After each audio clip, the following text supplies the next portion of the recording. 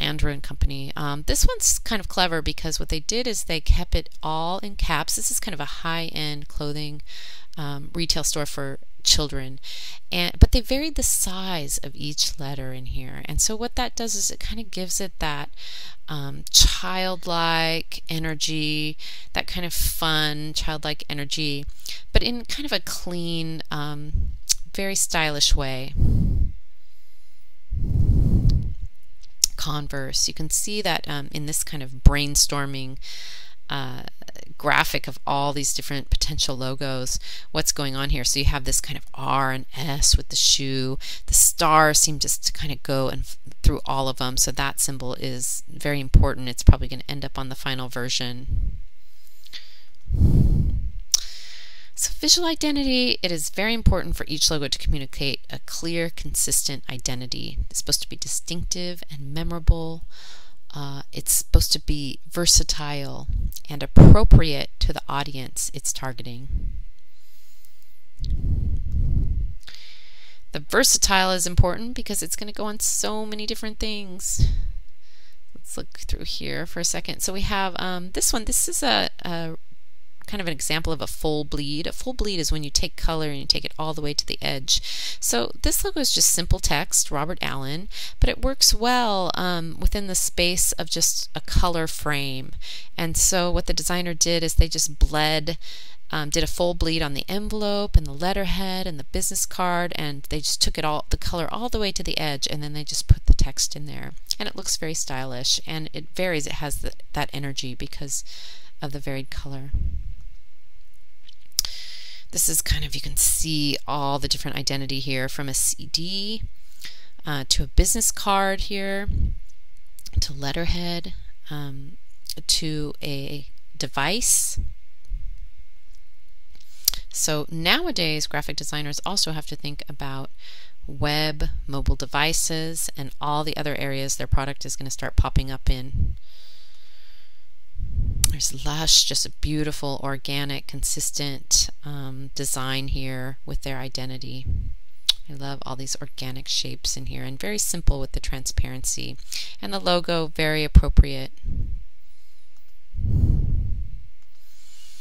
Marpa, this was just personal stationery. You kind of see the logo is very simple, very clean. This is a personal chef with just the letter, and then it kind of mimics the chef hat here and kind of fits perfectly in the center. Leigh Wells, who's this is a logo for a writer, and you can kind of see this typewriter font. The hat is kind of appropriate because it looks like a writer's hat, or the cap of a writer. And then you have Rose's alterations, these kind of pins here, these very beautiful pins, really nice. And then this June bug, where I love this thread kind of going through the space here. The duo, also very clever, using the negative positive space. And then there's this logo, which could potentially be hand-drawn font, or it could be font just found and then modified and changed. The pavers, notice just the variations and how the V and the E here are connected. I love this kind of textural effect. Rocketown Records, another one. I really like this font, and this little graphic here works really well. I might have played a little bit with the space here on either side. I don't know, something about it, I think it could go over just a tiny amount. The Tomato Family Foundation. Now, I love the graphic. I think it's perfect, but then the text here just doesn't look right to me. So I probably would have made the T the same size as the H and the E here, and the same for this one, and kind of kept the font very consistent. I don't think they needed these large first letters here. The graphics are kind of the thing you're going to look at and get interested in. Red Truck Publishing, this is kind of clever. It's this typewriter font, and then there's this red truck. There's kind of using this negative space here with the white, and my guess might be that the owner had a red truck, so maybe it was symbolic of something. stop and smell. So what you might do is in Illustrator, when you're working, you would actually type your letter, and then you would deselect, and then you type your other letter, and you deselect, and you type your third letter and your fourth letter, and then you'd actually move them all independently of each other. So you're kind of working just with this layout very seamlessly, where every letter becomes kind of its own shape, and you're very experimental within the space.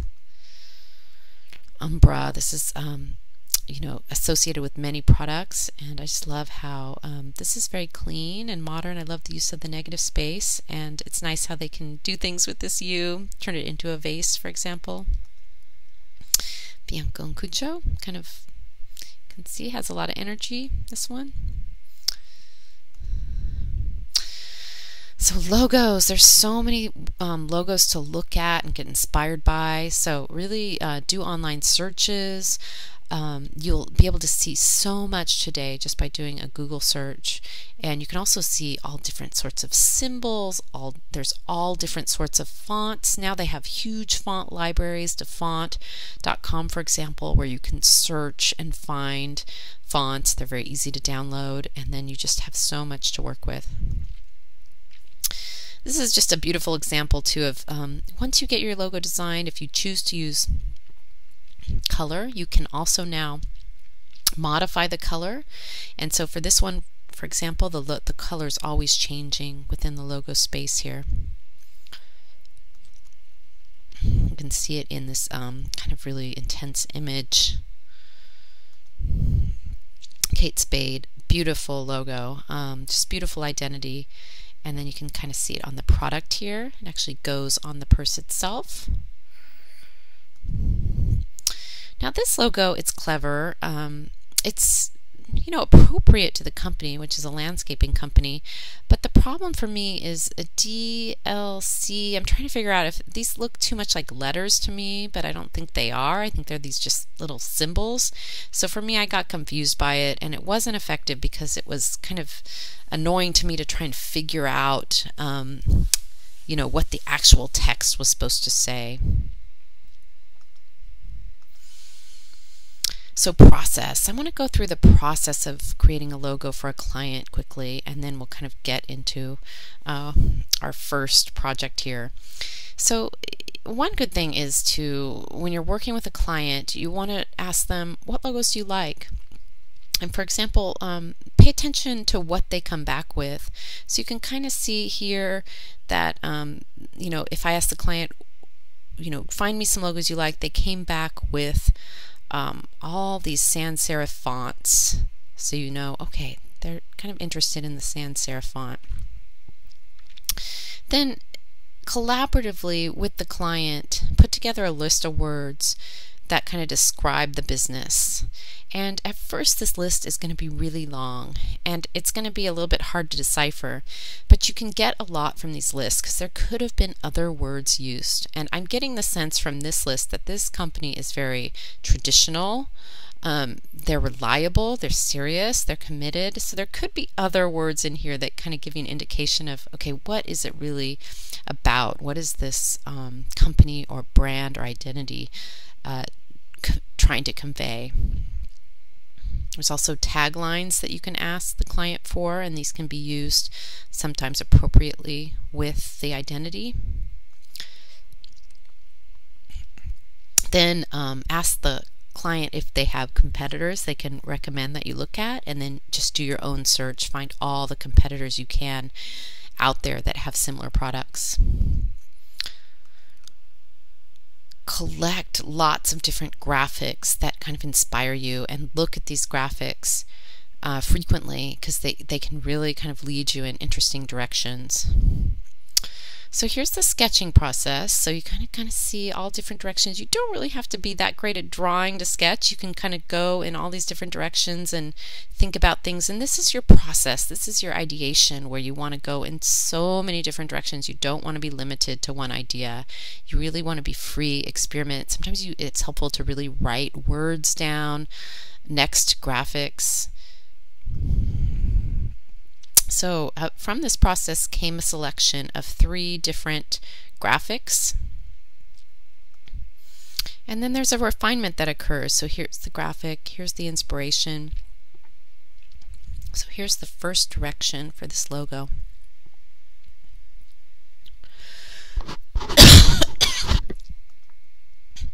Here's the second direction. You can kind of see the initial sketch here with the inspiration. Here's the third direction. Here's the inspiration. Oh, sorry, here's the inspiration and here's the sketch. So then variations of direction 1. So you keep brainstorming here. Variations of direction 2. And once you choose a direction, so this is the direction chosen, see what it looks like in black and white. Experiment with different type layouts. So you don't just stop and commit. You actually keep experimenting the whole way through. And you would choose a direction at this point. Once you have like 3 really good solutions to the problem, you would then consult with the client and see what they like best. What's the best solution for them? And then that's the direction you're gonna end up going in. So here it is. After speaking with the client, it was decided that blue was the right color. So then there's still some experimentation happening with different shades of blue. It's going on kind of a black background to make sure it's going to look good.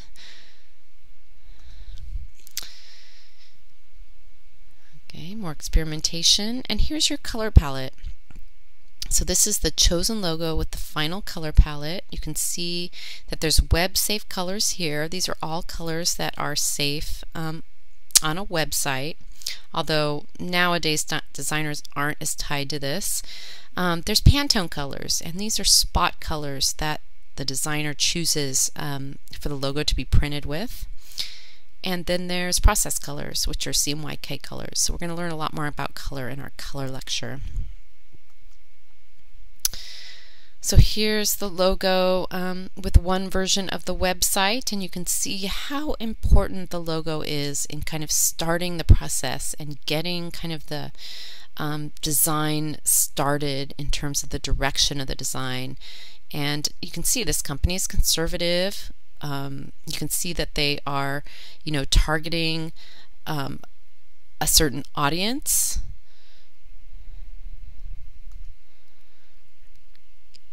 Here's another design for the company portion of the website. Here's some cell sheet sketches done in Illustrator. And see kind of different variations with some graphics, and the logo looks pretty good. And here's just another version, some more sketches. You can kind of see still the creative process occurring. Lots of different ideas with layout, and we've learned a little bit about typography, so you can kind of see a grid was used to design all of these cell sheets. So here's the brochure. So coming back to just finding multiple solutions to the problem, so this next exercise requires that you really don't just solve the problem in one way, you solve it in 3 ways. So we're going to kind of get into the project, which is to design a logo.